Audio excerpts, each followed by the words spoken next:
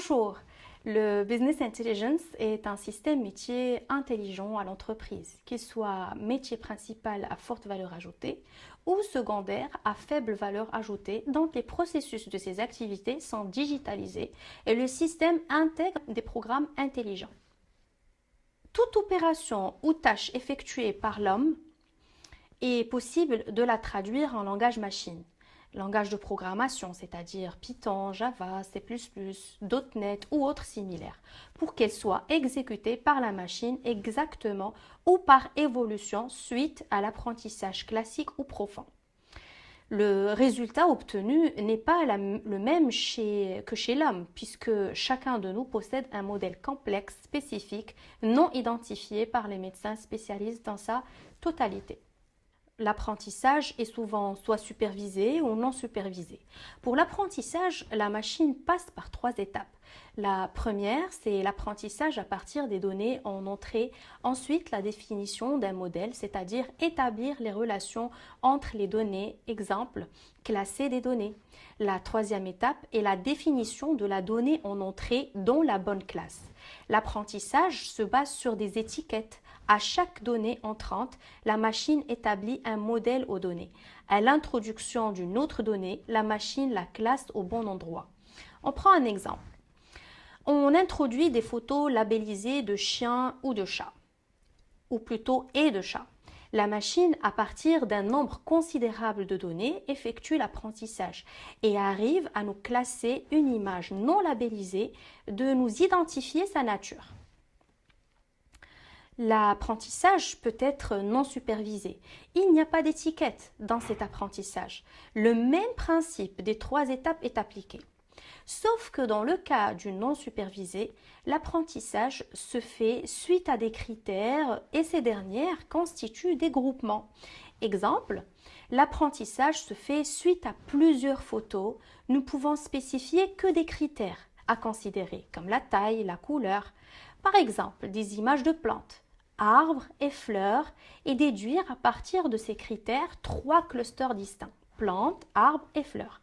À partir d'un certain nombre considérable d'images en entrée, la machine saura établir un modèle.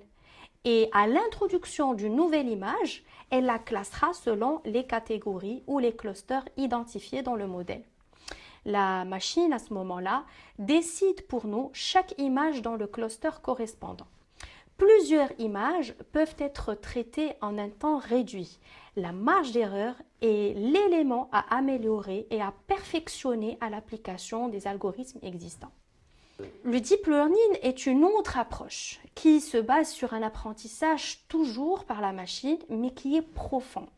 Appelons les couches de recherche des solutions les plus possibles selon des critères de recherche identifiés par niveau. La recherche en couches est inspirée par le comportement neuronal chez l'homme.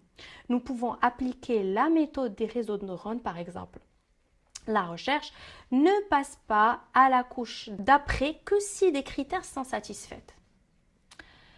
Les statistiques, c'est la discipline de base qui est la plus ancienne et à partir de laquelle beaucoup d'algorithmes de machine learning ont vu le jour.